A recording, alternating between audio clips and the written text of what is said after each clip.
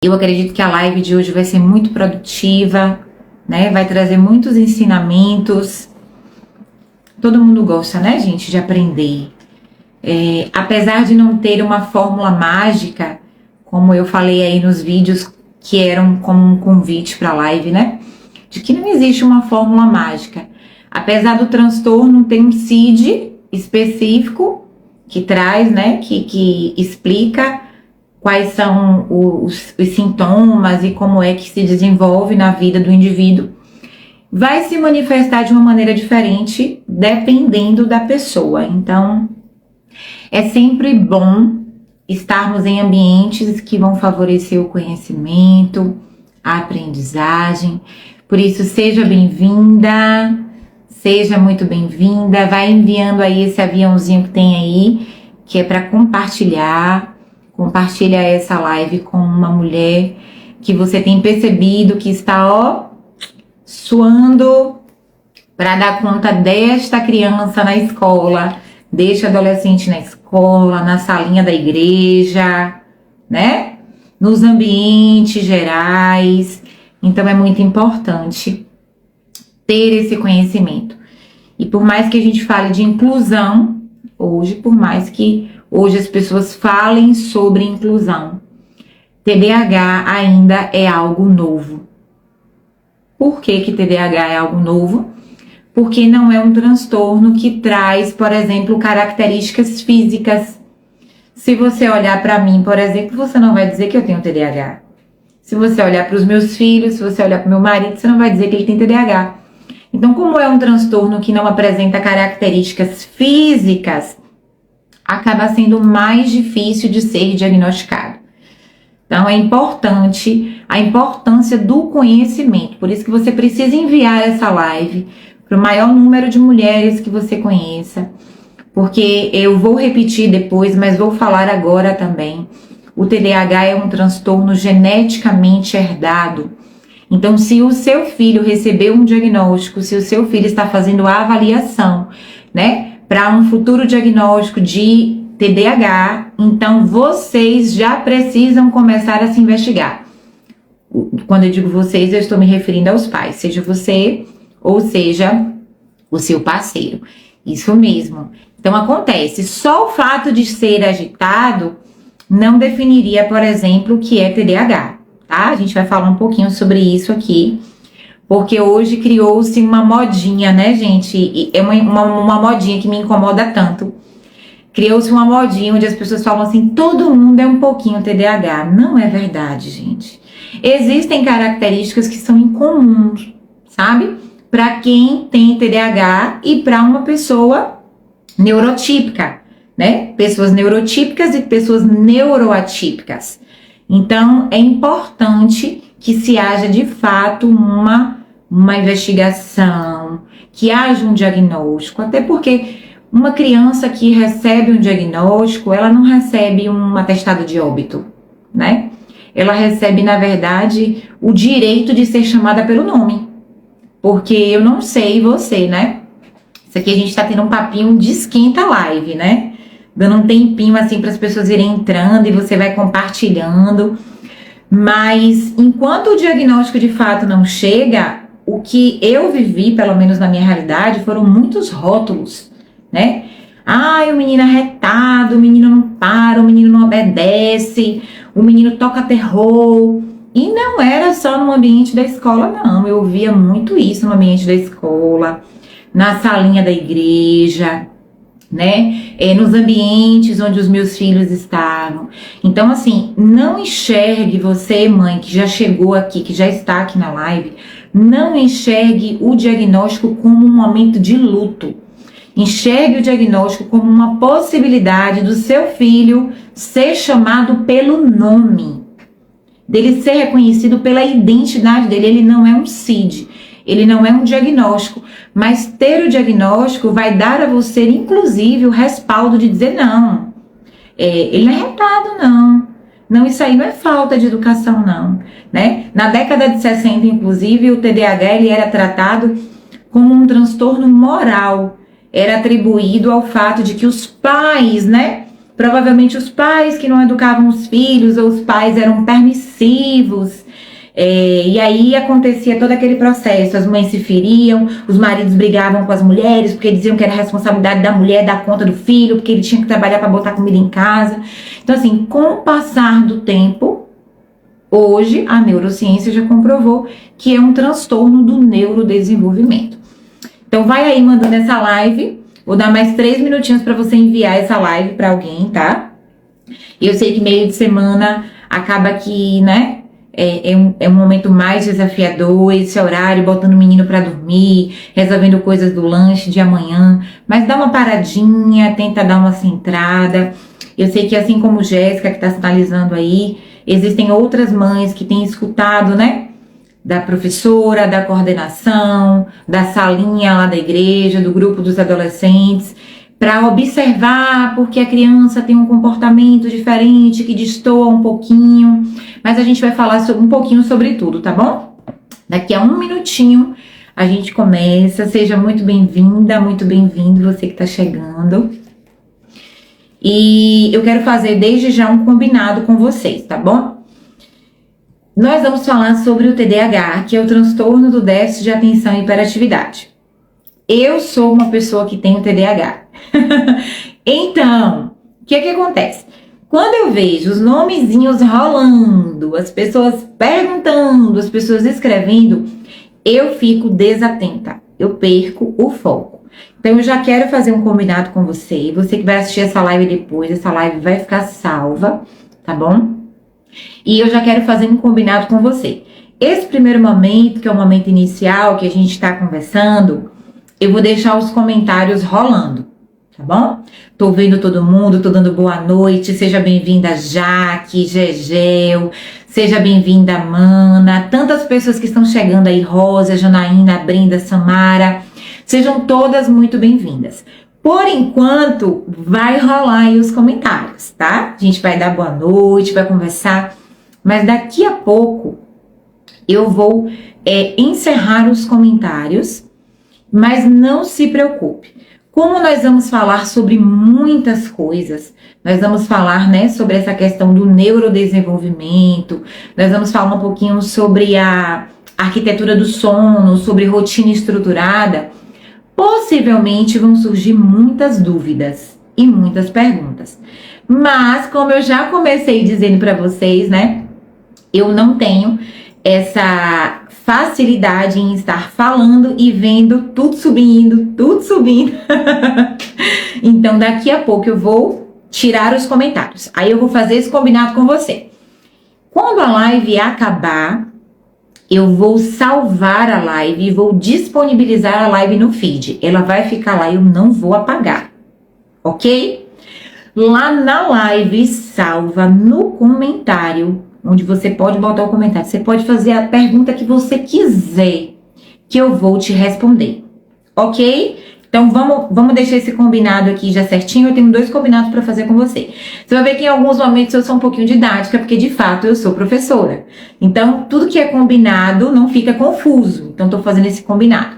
Primeiro combinado, eu vou tirar os comentários para que eu não me perca nas informações, porque são muitas informações distintas. Mas eu vou deixar a live salva. E lá nos comentários da live você pode fazer as perguntas que você quiser fazer, né? Trazer coisas da sua realidade para ouvir a minha opinião, né? O que é que de fato a neurociência fala sobre determinados comportamentos. Lá você vai poder deixar o seu comentário. E o segundo combinado que eu quero fazer com você é o seguinte: eu tenho muita coisa para falar. Quando a gente fala de TDAH, a gente fala de muitas coisas. E eu não consigo falar de tudo em uma live só. Porque nós temos um tempo no Instagram. E se a gente passa desse tempo, o Instagram derruba a live. E aí eu não consigo nem salvar. Tá bom? Então você já vai ficar sabendo agora que nós vamos ter a parte 2 desta live, que vai acontecer daqui a 8 dias, na próxima quarta-feira, dia 7 de agosto, às 21 horas, nós vamos ter a continuação dessa live. Esse tempo também já é intencional, porque em 7 dias você vai conseguir, colocar em ordem os seus pensamentos, as dúvidas que forem surgindo, tá bom? Então, a gente vai ter a parte 2 dessa live que vai acontecer na próxima quarta-feira, às 21 horas. E você que ficar até o fim, você vai ter um bônus. Qual é o bônus que você vai ter se você ficar até o fim? Eu vou disponibilizar gratuitamente uma atividade para você, que é uma rotina estruturada, que você pode fazer com a criança que tem TDAH e com o adolescente. Você vai ver que é um arquivo que tem um desdobramento. Vai ter uma linguagem para você trabalhar com a criança e uma linguagem para você trabalhar com o adolescente, uma rotina estruturada. Combinado? Então, você vai ficar até o fim. Lá nos comentários, se você não tiver dúvida, você vai colocar "eu quero a atividade". E aí eu vou lá no seu direct e envio essa atividade para você, para que você possa desenvolver essa rotina estruturada com o seu filho ou a sua filha. Combinado, gente? Agora vou aqui, então, desativar os comentários para que eu possa focar, porque senão eu não consigo focar. Então, seja muito bem-vinda a essa live. O título dessa live é o título do convite "Meu filho tem TDAH e agora?". Eu comecei falando que o diagnóstico para você, ele não precisa chegar como um luto. Na verdade, o diagnóstico ele vai servir como uma oportunidade do seu filho ter uma identidade.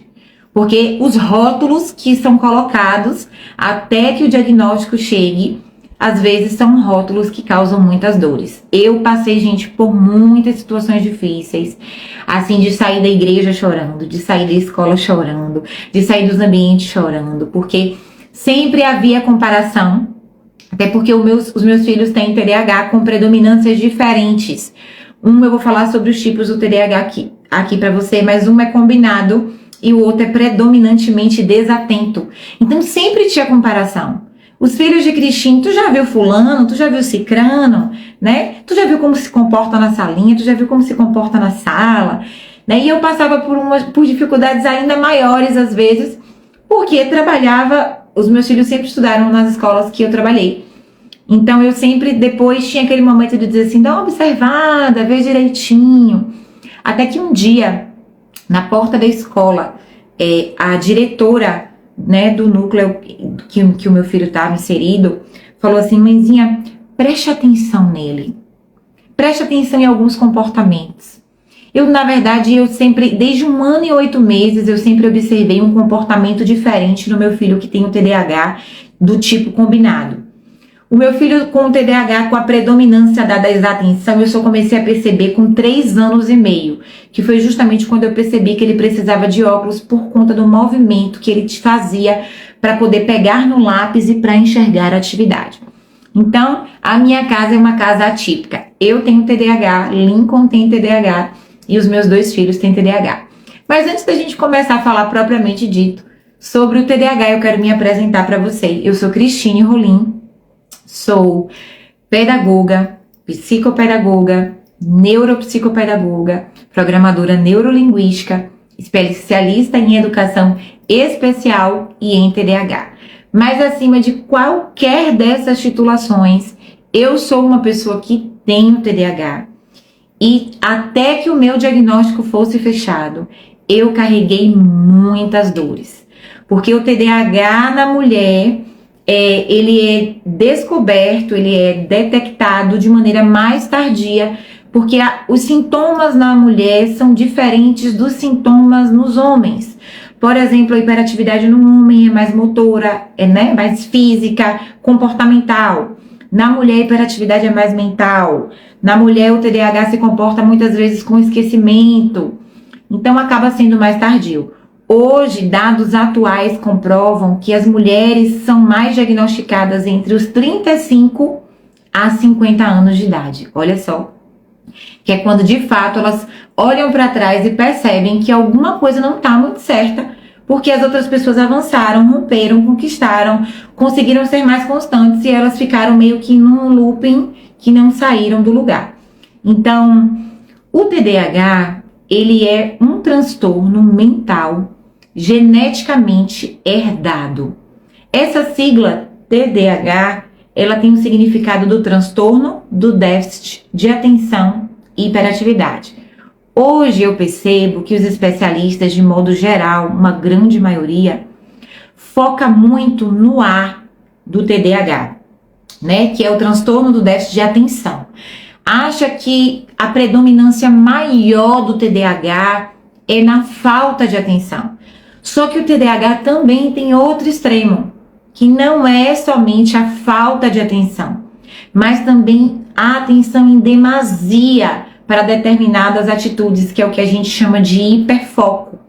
Então, tem a falta da atenção ou tem a atenção demais em alguma coisa, como se nada mais existisse e foca apenas naquilo ali.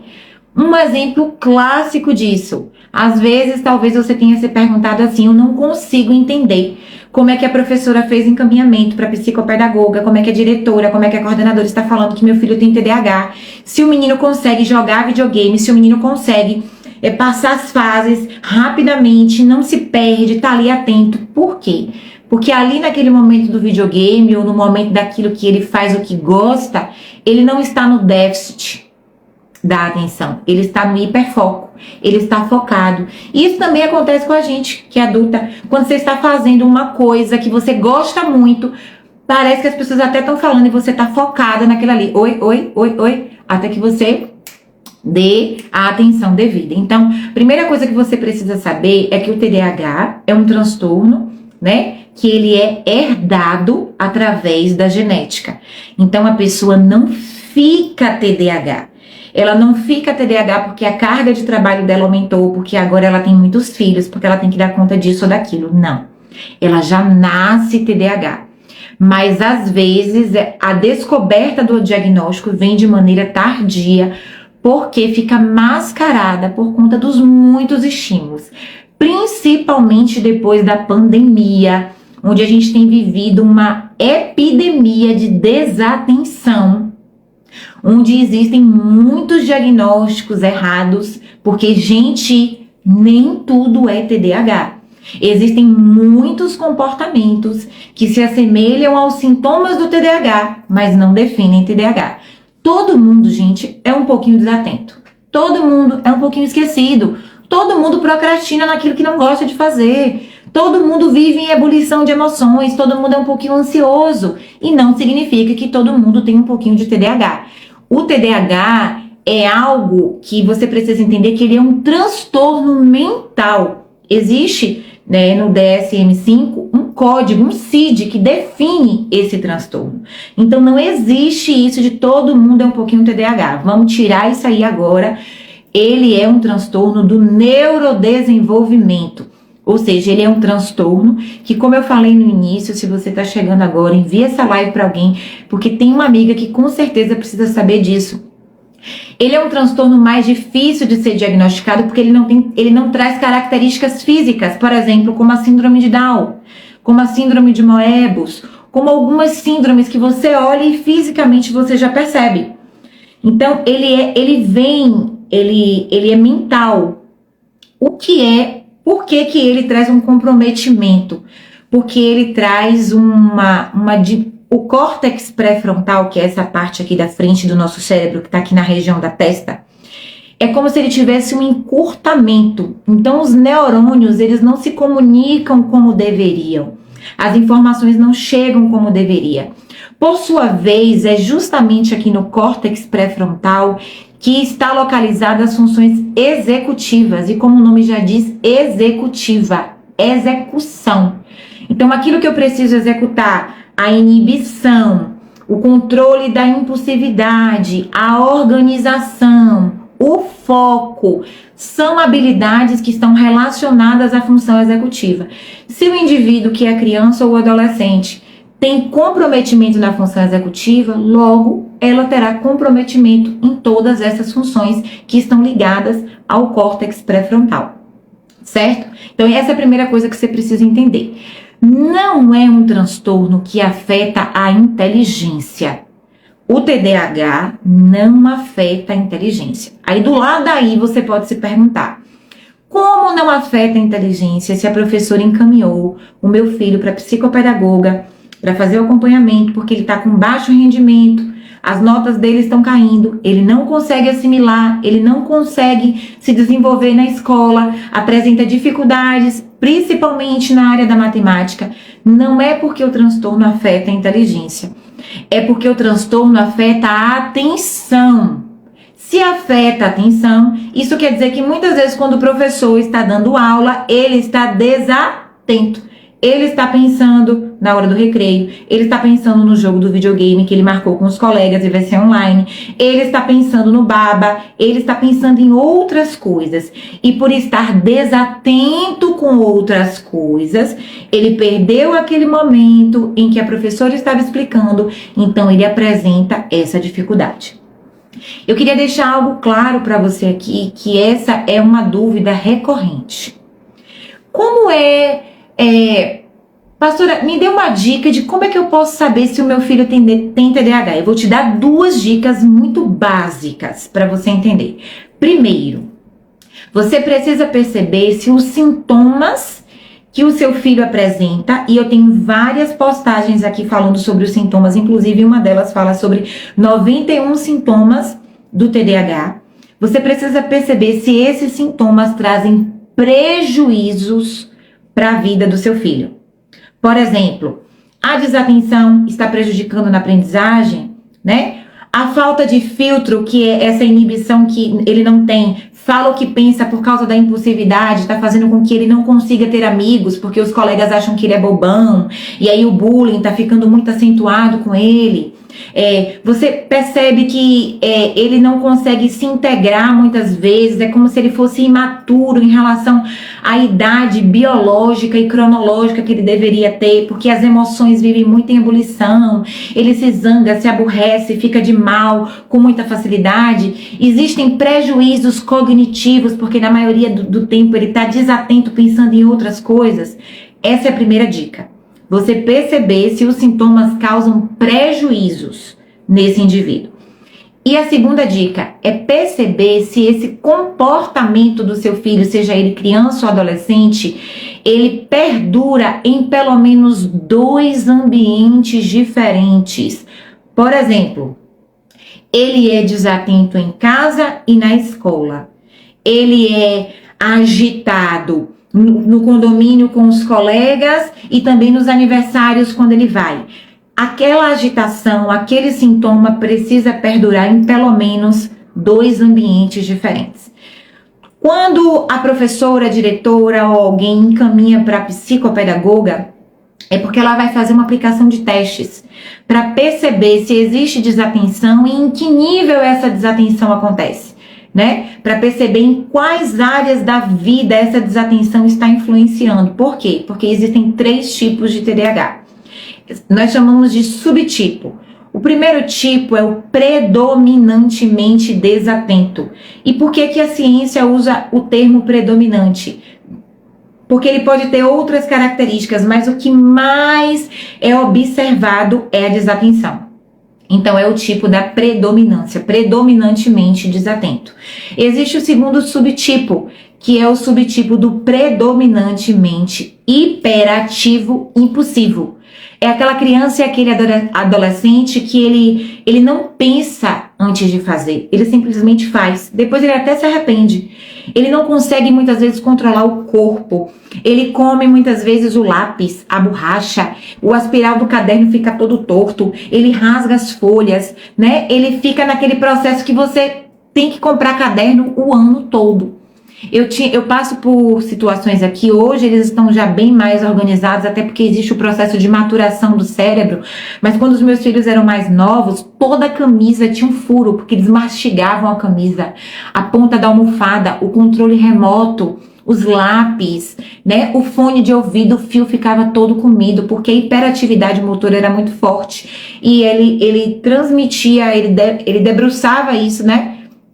Para aquilo que ele estava na mão, para os objetos. É a mesma coisa de você estar nervoso, você está ansioso, às vezes você não fica balançando as mãos ou você fica com alguma reação. Normalmente eles refletem nos objetos que eles estão nas mãos. E o terceiro subtipo é o subtipo combinado. O que é o TDAH combinado? Sou eu. O nome já está dizendo para você. O combinado é aquele que tem um pouquinho de tudo, por isso que não aparece o nome predominantemente ou predominância, porque ele tem um pouco de tudo. Ele é desatento, ele é hiperativo, agitado, e eu quero abrir um parêntese para te dizer que a hiperatividade não necessariamente precisa ser motora. Às vezes a hiperatividade pode ser mental. O meu filho mais velho, por exemplo, o TDAH dele é predominantemente desatento. A mente dele pensa 1000 coisas ao mesmo tempo. Então, às vezes, você não percebe. Por isso que o diagnóstico dele foi mais tardio do que o mais novo. Porque o mais novo, a hiperatividade era você percebia no comportamento dele, né? Nas ações dele. Já o mais velho era na mente, era desatenção. Então, existem os 3 tipos de TDAH. O predominantemente desatento, o predominantemente impulsivo, hiperativo e o combinado. Então, a gente já aprendeu alguns conceitos aqui hoje. Primeiro, o transtorno do déficit de atenção é um transtorno herdado, geneticamente herdado. Ele é um transtorno do neurodesenvolvimento, né? Que compromete as funções executivas, que está localizada no córtex pré-frontal. Por que você precisa saber disso? Porque essa live, ela tem um cunho de psicoeducação. Eu estou te ensinando a compreender os sintomas. Não adianta eu chegar por aqui e falar coisas, sabe, que eu já sei, por ter 23 anos de sala de aula com crianças regulares e de inclusão. Não adianta eu chegar na live e te dar vários exemplos, porque talvez o seu filho não se encaixe nesses exemplos. Porque o transtorno é o transtorno, mas ele se desenvolve de maneira diferente em cada indivíduo. Eu preciso te ensinar sobre o que é o TDAH e eu preciso te ensinar a apurar os seus sentidos para você perceber os sintomas no seu filho, para você saber se de fato ele tem TDAH e qual é o subtipo do TDAH dele. Ok? Confundido ou entendido? Vai anotando aí se forem surgindo dúvidas, porque quando a live fica salva, você vai poder lá nos comentários colocar a dúvida. Certo? Pronto. Meu filho foi diagnosticado, né? O tema da live é: meu filho tem TDAH agora. Possa ser que você não tenha um diagnóstico ainda, mas está caminhando para isso. Quem fecha o diagnóstico de uma criança com TDAH? Primeiro, a gente não consegue observar. Lembra que eu falei que eu observei traços do TDAH no meu filho quando ele tinha 3 anos e meio? Isso porque eu já vinha com uma visão e os sentidos muito apurados por conta do meu estudo. Tanto que o problema de visão dele, quem identificou fui eu, com essa idade também, pela maneira que ele se posicionava para escrever e para ler. Mas, normalmente, a escola vai fazer encaminhamentos, vai começar a sinalizar: mãezinha, observa como é que tá em casa, o sono dessa criança, como é que ele tá, a partir dos 5 anos. Antes disso, você não consegue, porque ele tá na fase do egocentrismo. Tudo é meu, tudo é para mim, tudo é por mim, é o pequeno imperador. Você não vai conseguir perceber. Mas a partir dos 5 anos, quando o grau de dificuldade na escola vai aumentando, né? Os textos vão sendo ampliados, eles começam a sair de frases e vão para textos, né, menores, mas já são textos. Tem a transição da letra bastão para a letra cursiva. Ele vai entrando no ensino fundamental 1, depois ensino fundamental 2, ensino médio. Aí você consegue perceber com mais clareza, porque você começa a ver as faltas, os déficits, aonde ele não está conseguindo avançar. E aí é quando surge a enxurrada de reforço escolar, e de mãe pedindo atendimento, e de escola mandando chamar as famílias. Então vamos lá. Quem é que dá o diagnóstico de um indivíduo com TDAH? Não é a professora, não é a escola, não é a gestão da escola. A escola, por sua vez, ela faz encaminhamentos. Ela vai encaminhar através de um relatório, onde ela vai descrever o comportamento daquela criança na escola e vai te encaminhar para uma psicopedagoga. A psicopedagoga vai pelo menos precisar de 8 a 10 sessões, porque ela vai aplicar testes de conservação, testes de concentração, testes de aprendizagem para ela perceber se aquela criança tem realmente um déficit de atenção, se ela tem um hiperfoco, que é focar naquilo que ela gosta e esquece do resto do mundo, se ela tem um comprometimento na aprendizagem, né? Se houve alguma lacuna lá no processo da alfabetização, porque às vezes isso se confunde com o TDAH. Às vezes simplesmente a criança não teve um bom processo de alfabetização. E se isso for reparado, ela vai seguir a vida dela, e não necessariamente é um TDAH. Ela passa por esse processo com a psicopedagoga, a psicopedagoga vai logo, provavelmente, encaminhar para um neuropsicólogo. Se ela perceber que essa criança tem traços de TDAH, ela vai encaminhar essa criança para um neuropsicólogo ou talvez diretamente para um psiquiatra. Então, a psicóloga, ela pode fechar um diagnóstico de TDAH? Pode. Ela pode fechar. Mas isso, eu digo para você por experiência, tanto profissional como a minha própria experiência de ser uma pessoa TDAH, é só se a psicóloga tiver muito tempo com essa criança. Porque às vezes tem comportamentos que são da idade, uma linha muito tênue, que é essa transição da primeira infância, é essa transição que vem da criança para se tornar adolescente, a puberdade, muitas coisas se misturam. Então, às vezes, os sintomas ficam mascarados, podem confundir. Então, o mais assertivo é que essa criança passe pelo neuropsicólogo ou pelo psiquiatra. Porque a neuropsicóloga, ela vai aplicar alguns testes, porque não é importante só saber se tem TDAH, mas saber o tipo do TDAH. Por quê? Porque vai ser produzido um relatório. Esse relatório, por sua vez, vai ser enviado para um ambiente onde essa criança está, que é um ambiente escolar. Normalmente, os relatórios que chegam na escola, e aí falando da minha experiência como professora também, o indivíduo possui, a criança possui, o educando possui o transtorno do déficit de atenção, por esse motivo precisa sentar-se sempre na frente, longe de janelas ou de portas, evitando assim a desatenção. Precisa de flexibilidade no currículo escolar, ou seja, as atividades precisam ser adaptadas. E aí eu quero te dizer uma coisa que eu tenho certeza que você está curiosa para saber. Se o meu filho tem um diagnóstico do TDAH, existe uma flexibilização no currículo escolar? Deve. Na verdade, a escola, por ser um ambiente inclusivo, ela flexibiliza o currículo independente, se for uma boa escola, independente do diagnóstico.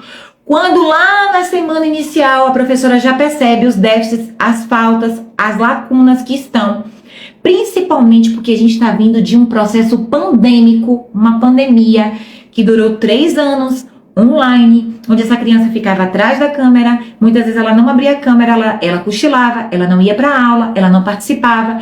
Muitas crianças foram alfabetizadas nesse processo, existem lacunas. Então é importante que você leve isso em consideração. Então a escola ela vai flexibilizar o currículo independente.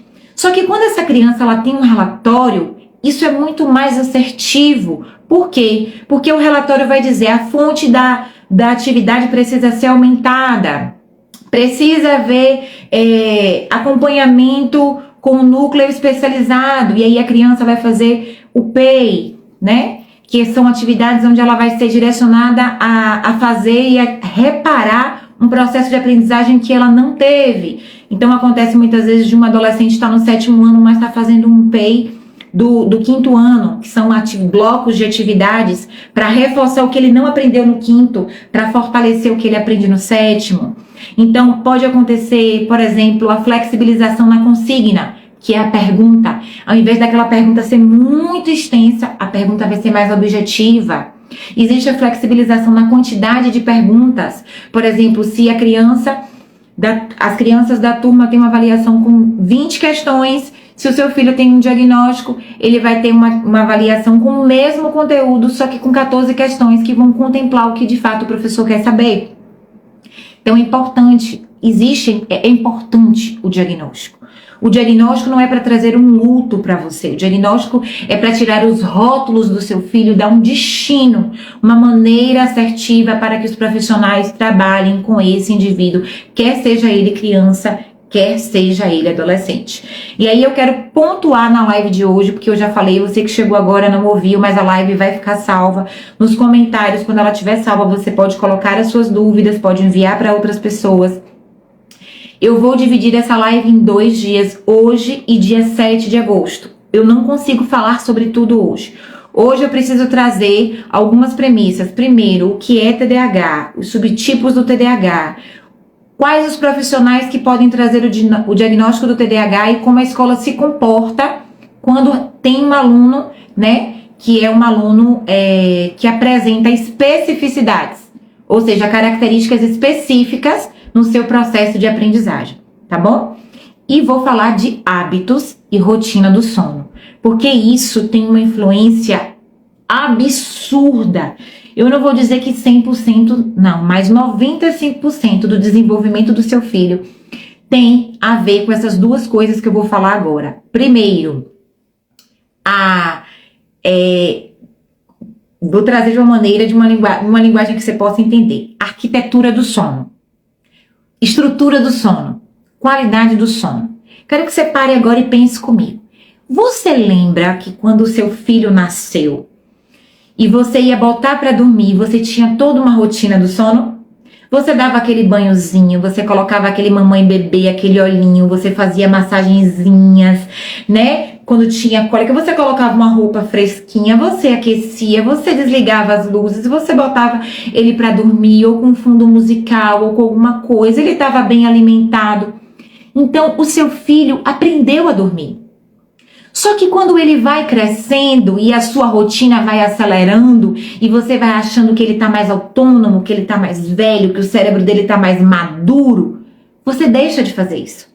E isso vai comprometer 95% do processo da estrutura do sono do seu filho, se ele tem TDAH. Por quê? Porque o sono passa por 4 fases. Repita comigo aí de onde você está para você aprender. O sono passa por 4 fases. A pessoa que tem TDAH, ela tem comprometimento, lembra que eu falei nas funções executivas, um encurtamento do córtex pré-frontal. A primeira etapa do sono já está comprometida. Qual é a primeira etapa, pastora? É a etapa de pegar no sono. Às vezes você fala, rapaz, esse menino não dorme. Esse menino não dorme. Eu já mandei esse menino dormir. Amanhã esse menino é um trabalho para acordar. Mas você deixou de fazer a rotina do sono.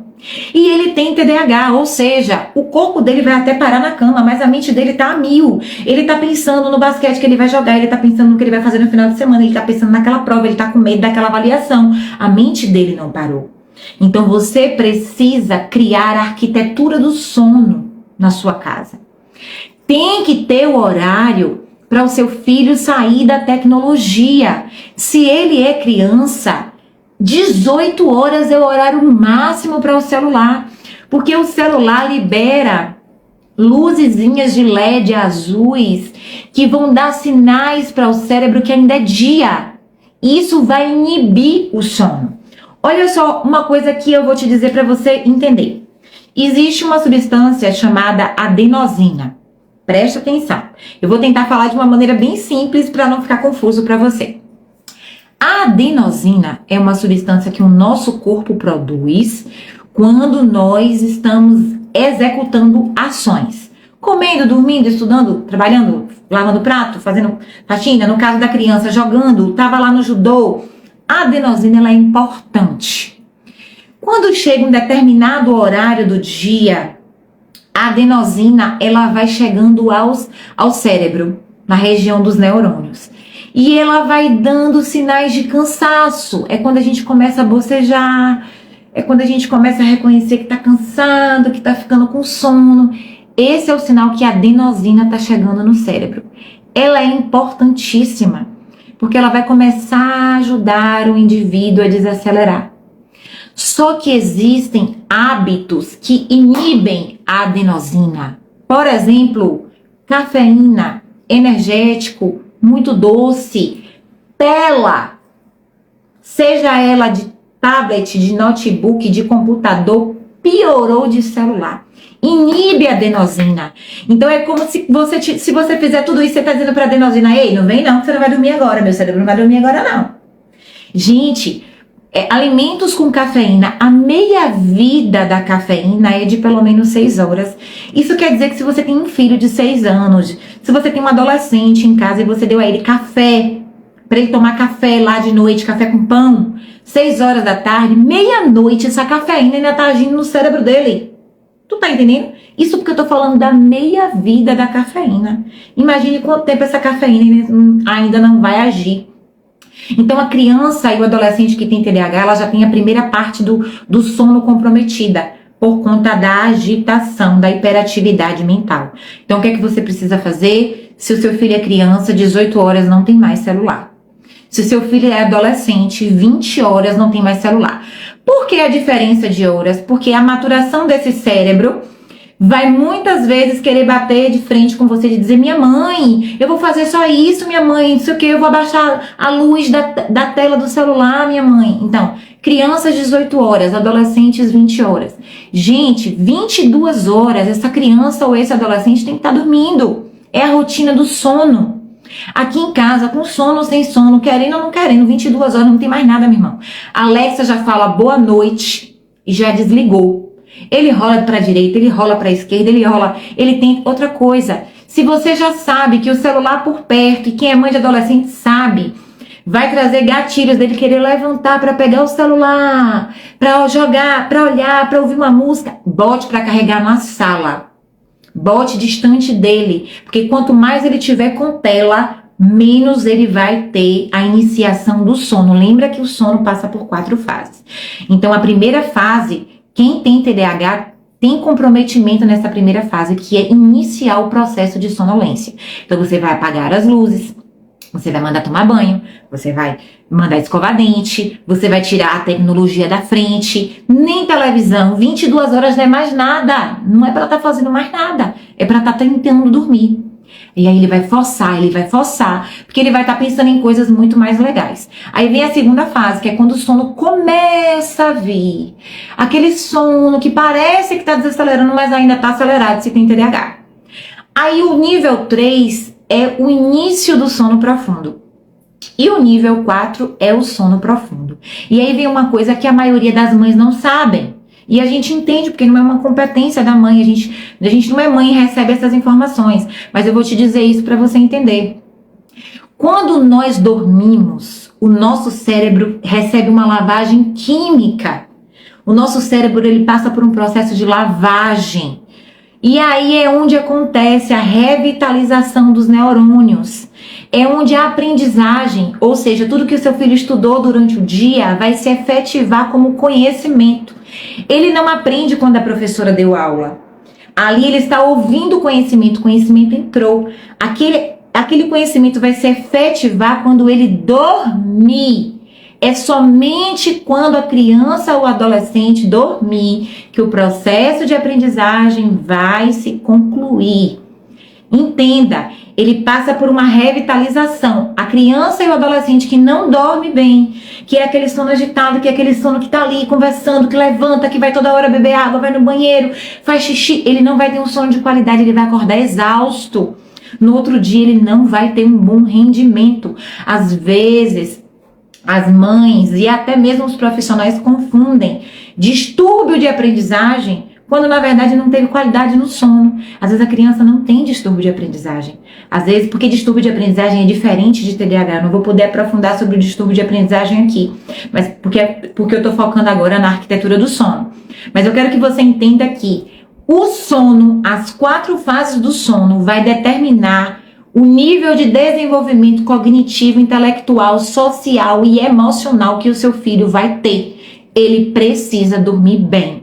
Ele precisa que a adenosina chegue no cérebro e ele precisa desacelerar e você vai voltar a fazer o que você fazia quando ele era bebê. Claro que não daquela mesma forma, porque ele já está mais maduro, mas você vai apagar as luzes, vai tirar as tecnologias, você vai diminuir os estímulos e isso serve para você também. Então é importante você entender que o sono vai refletir na qualidade de vida do seu filho, seja ele criança ou adolescente, se ele tem suspeita ou diagnóstico do TDAH. Certo? Confundido ou entendido? Anota suas dúvidas, porque quando a live ficar salva, você vai poder colocar nos comentários. E agora eu quero falar sobre uma outra coisa que são os hábitos. Eu quero falar sobre as micro execuções cadenciadas. Parece um nome difícil, mas não é difícil na prática. Presta atenção. Micro execuções cadenciadas. Ou seja, pequenas atitudes que são iniciadas no ritmo constante. importante. E aí eu vou falar de hábitos. Porque, gente, mulher, entende pelo amor de Deus. Ele pode tomar o remédio que for, não tem Ritalina, não tem Vevance, não tem medicação que seja, que vai fazer efeito se essa criança não tiver rotina do sono e mudança de hábito. Porque a mudança de hábito vai refletir no comportamento desta criança. Então, às vezes, está tomando Ritalina e você está dizendo assim, não adianta, não funciona. Eu já tive tantas mães, gente, que diziam assim, Pro, tirei, viu, Pro? Já tá uma semana sem Ritalina porque não tá adiantando de nada. Gente, primeiro que a medicação ela leva um tempo para agir no organismo. E segundo, que só a medicação de maneira isolada não é um tratamento. O tratamento eficaz é aquele que o indivíduo segue as orientações e as prescrições à risca. E a prescrição médica não é só para a medicação, é também para a mudança de comportamento. E aí entra dentro desse encaminhamento do médico, do neuropsicólogo, do psiquiatra, terapia. A criança e o adolescente precisam de terapia. Por quê? Porque a terapia, principalmente a abordagem, né, cognitivo-comportamental, que vai ensinar essa criança a agir e a reagir diante das dificuldades, não pense que é bobagem, que é só para comer seu dinheiro, a vida já tá tão difícil que eu não tô, tem que pagar transporte, tem que pagar a escola, tem que pagar... Gente, a terapia é importante, gasta esse plano de saúde, vamos lá. Não tem plano de saúde, olha o CAPES, vamos lá. Eu sei que é difícil, mas você tem que investir, porque isso faz parte do tratamento. A psicóloga vai ensinar estratégias de como ele reagir quando ele estiver com raiva, de como ele reagir quando ele discordar de uma situação, de como ele se posicionar diante de um conflito, porque você não pode proteger o seu filho dos conflitos, ele precisa viver os conflitos, sejam os conflitos cognitivos, os conflitos emocionais ou os conflitos com os pares, que são as outras crianças, eles precisam, porque é assim que ele vai se conhecer. Só que você precisa dar as estratégias para ele saber lidar com os conflitos. Não levar tudo ao pé da letra, não achar que a pessoa que está falando dele, que é porque ele é um problema, que é porque ele é burro. Porque pessoas com TDAH têm uma tendência a ter situações de baixa autoestima, né? E aí ela começa a se achar inadequada, inapropriado, burro, eu não consigo, todo mundo consegue. Principalmente quando ele é exposto a uma situação vexatória. Isso aconteceu comigo. Eu fui uma das últimas da minha turma a ler. Eu fui uma das últimas na minha turma a aprender a escrever, porque o meu nome é muito grande, tem muito N e muito H. Eu fiz recuperação a minha vida inteira, desde a segunda série eu fazia recuperação de matemática. Todos os anos da minha vida escolar. Eu perdi 2 anos letivos. Eu tive muita dificuldade quando eu estava no processo da faculdade para poder concluir o meu TCC. Eu tinha dificuldade para poder fazer os TCCs, as monografias, as minhas especializações. Eu chorava, eu tinha crise de ansiedade, eu ficava toda roxa, eu me achava incapaz, eu me achava burra, eu me achava inapropriada, eu achava que eu não ia conseguir. Isso eu já adulta. Mas por quê? Porque um dia lá na educação infantil, na alfabetização, quando a professora mandou eu ler, eu nunca vou esquecer. Ela mandou eu ler em voz alta e eu não conseguia ler. E eu não tenho dislexia.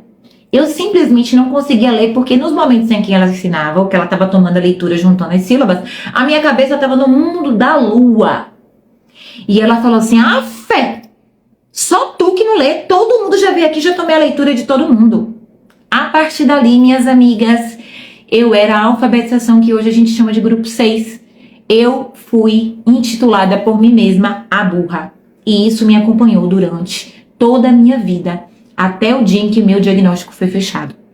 E acredite se quiser, eu sempre soube que eu tinha TDAH, mas o meu diagnóstico foi fechado em agosto do ano passado. Vai fazer 1 ano agora. Foi quando pra mim foi libertador, porque eu dizia, meu Deus, eu não era burra. Por isso que eu fazia recuperação. Por isso que eu não conseguia. Outra coisa, gente, em nome de Jesus. Tu já ouviu aquela frase, os dedos das mãos são irmãos, mas não são iguais? Não compara não, em nome de Jesus. Não compara teu filho com teu filho, não compara teu filho com os primos, não compara teu filho com os filhos das tuas amigas. Porque olha o que eu falei, pequenas ações que são cadenciadas Ou seja, os hábitos, eles não mudam da noite para o dia. Eles começam a partir de pequenos comportamentos. E quando você insiste nos hábitos, o que é a cadência? É a constância. Todos os dias um pouquinho, todos os dias um pouquinho. Quantas vezes, hoje eu tenho alunos que são médicos, que são advogados, que são enfermeiras. Meu Deus do céu, tu olha pra mim e diz, tu tem quantos anos, filha? Calma, eu não sou velha não, minha gente. Mas é porque eu comecei muito cedo. Mas crianças que hoje têm o diagnóstico e conseguem ter uma vida tranquila, porque quando eram crianças eu fiz encaminhamentos. Então, você não pode comparar, porque quando você compara, a autoestima dessa criança fica baixa. Ela se sente inadequada, inapropriada. Então, você vai começar a trazer novos hábitos. E é por isso que você precisa fazer algo que eu vou te dizer agora. Rotina estruturada. Tire da sua cabeça a ideia que rotina é algo que engessa, que rotina vai atrapalhar a sua vida, que é adulta, porque você não pode fazer sempre as mesmas coisas. O seu filho com TDAH, ele precisa de rotina para saber a hora que ele acorda, a hora que ele toma banho, a hora que ele vai para a escola, que ele tem que fazer, ele precisa de, isso é regulação. Ele não consegue, lembra que a inibição dele não está garantida, porque ele tem comprometimento nas funções executivas. Então, ao invés dele se inibir, é você que tem que regular ele. Ei, tá na hora, vamos lá? Tá na hora de levantar. Já tomou banho, já escovou o dente, já olhou na mochila se pegou tudo, pegou a lancheira, porque senão você vai viver igual uma doida. Vai chegar na escola, ele vai dizer, esqueci a lancheira em casa. Vai chegar na escola, ele vai dizer, minha mãe traz meu trabalho, porque meu trabalho ficou em cima da cama. Por quê? Porque ele precisa de uma regulação externa. E quem é a regulação externa? Você. É o adulto. O adulto da história, seja você, seja o pai, seja a irmã mais velha, tem que ajudar essa criança a se regular. Meu filho tem 15 anos, é regra. Aqui ele gostando ou ele não gostando. O horário de dormir é 10 horas, 9h45 eu começo a dizer, já olhou a mochila? Bota a mochila em cima da cadeira. Olha se os cadernos estão lá dentro. Vê se o estojo está lá dentro, bota a farda em cima da cadeira. A meia está dentro do tênis, por quê? Porque ele precisa de uma regulação externa, porque sozinho ele não consegue se regular, ele não tem o fator autorregulação, porque isso está comprometido nele. Então você precisa fazer. Aí você vai pensar assim, meu Deus, eu vou morrer falando com esse menino. Você vai morrer falando com esse menino. Ele vai chegar da escola e parece que é um filme, que você tinha que gravar um CD e dizer, ei, tira a mochila daí, bota a mochila no quarto, bota o tênis no lugar, faz não sei o quê. Rotina. Você tem que criar uma rotina. Agora, por que a maioria das rotinas não funcionam? E aí eu quero falar como professora. Eu sempre perguntava para os alunos por que a rotina não funcionava. Ele dizia, porque minha mãe faz a rotina e manda eu fazer. Faz o que está na rotina. Não, não vai funcionar. Você tem que construir a rotina com o seu filho, com a sua filha. Para ele se sentir, para ele ter o sentimento de pertença, de pertencimento. Ele é o sujeito do processo. Tem que dizer, minha mãe, eu não gosto de fazer isso nessa hora. Eu posso trocar? Meus filhos, eles não gostam de estudar quando chegam. Eles gostam de chegar, ter o momento do ócio e depois fazer atividade. E eu entendo que isso é bom, porque quando eles estão no momento do ócio, que eles fazem aquilo que gostam, então a dopamina aumenta. Então quando ele vem fazer atividade, ele já está mais animado para fazer atividade. E é claro que muitas vezes ele vai querer levantar. Acontece isso. Minha mãe tem o que para comer, levanta, vai no banheiro, quer pegar o celular. Você precisa preparar o ambiente. Na live da semana que vem, eu vou falar muito sobre isso. Sobre você proporcionar o que o seu filho precisa para que ele possa avançar. Mas eu quero, antes de finalizar essa live, deixar para você um acróstico que talvez faça muita diferença para você. TDAH, transtorno do déficit de atenção e hiperatividade. Transforme a sua vida e a vida do seu filho usando o próprio TDAH. Como assim, pastora? É algo que eu uso na minha vida como adulta, que eu tenho ensinado para o meu esposo, que eu tenho ensinado para os meus filhos, que eu ensino para os meus alunos e para as famílias dos meus alunos. Vamos lá, com calma, respira. Primeiro, mãe, faz respiração diafragmática. Respira pelo nariz, solta pela boca pelo menos 3 vezes para oxigenar o cérebro. Porque às vezes o estresse do seu trabalho, da sua rotina, do seu dia a dia, de dar conta de tantas coisas, você transfere para essa criança e isso só piora o TDAH dele. Então, olha como é que o TDAH vai te ajudar. T do TDAH. Ó, o T. Para um pouquinho, esquece o transtorno.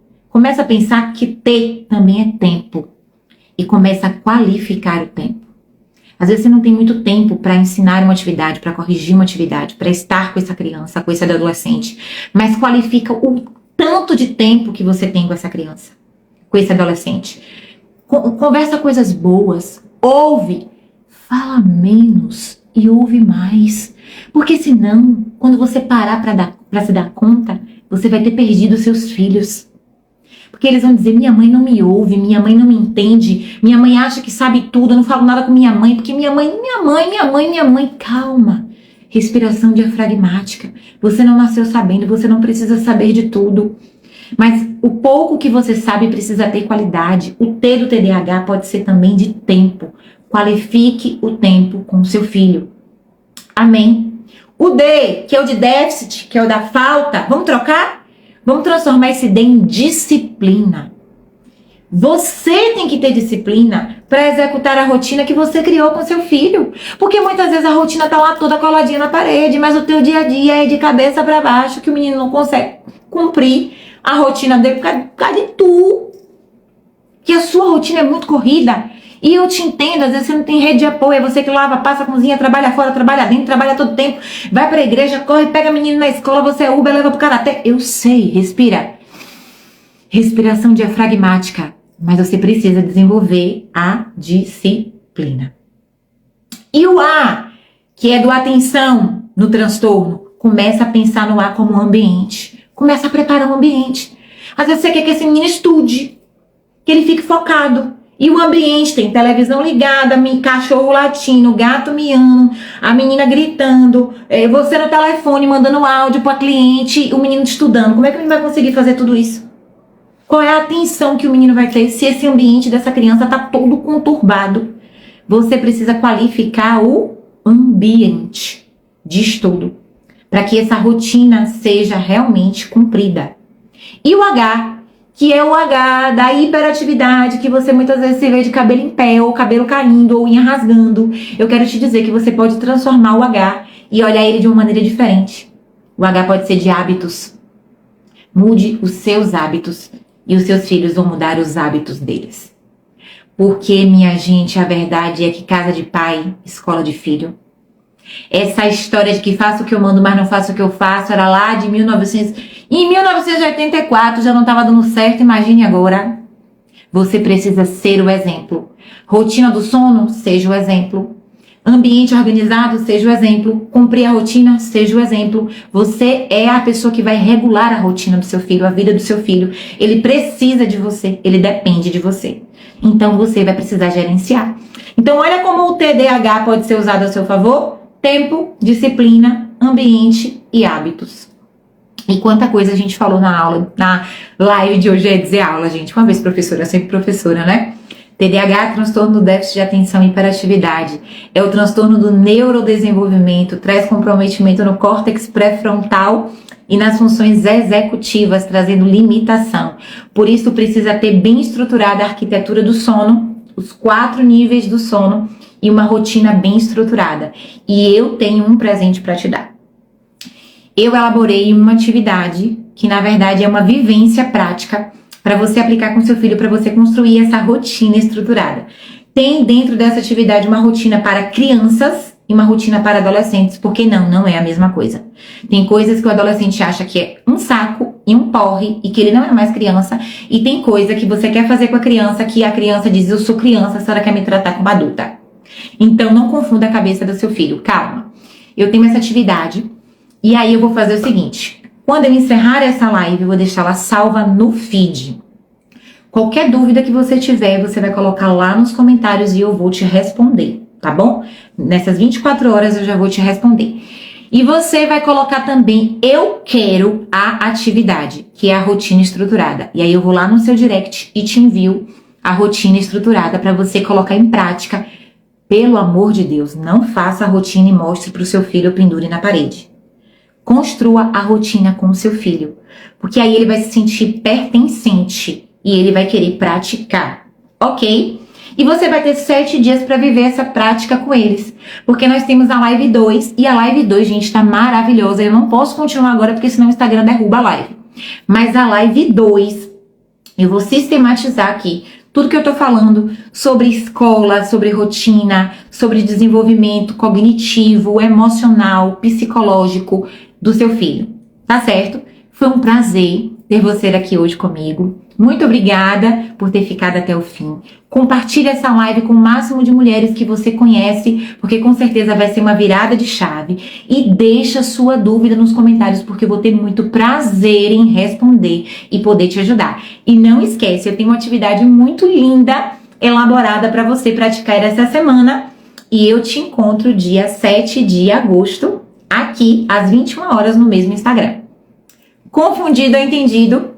Antes de finalizar, eu queria orar por você, porque eu me apresentei com tantos títulos, mas eu não posso deixar de te dizer que eu sou filha do Deus vivo e dentre tantas coisas que eu executo, eu também sou pastora e eu acredito na oração, no poder da oração. Diagnóstico não é destino, existe um destino que Deus projetou para você, para sua casa, para os seus filhos, e eu quero abençoar você e a sua família, para que você seja uma pessoa mais tolerante, para que você seja uma pessoa mais calma, mais prudente, para que você seja uma pessoa que escute melhor, para que você seja uma ajudadora do seu filho, para que traga saúde para sua casa e para sua família.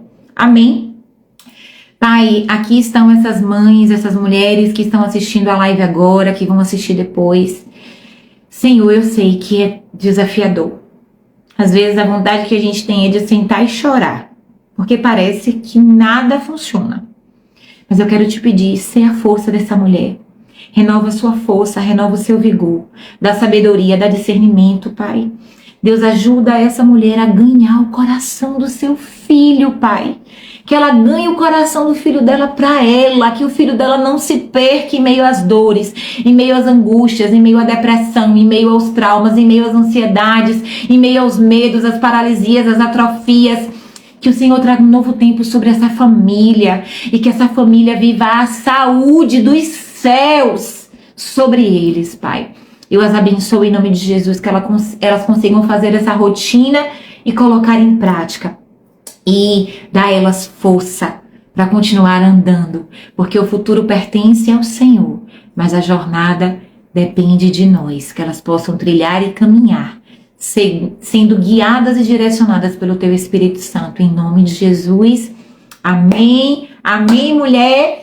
Deus te abençoe, te espero dia 7, compartilhe essa live, tá bom? E deixa a sua dúvida nos comentários. Tchau!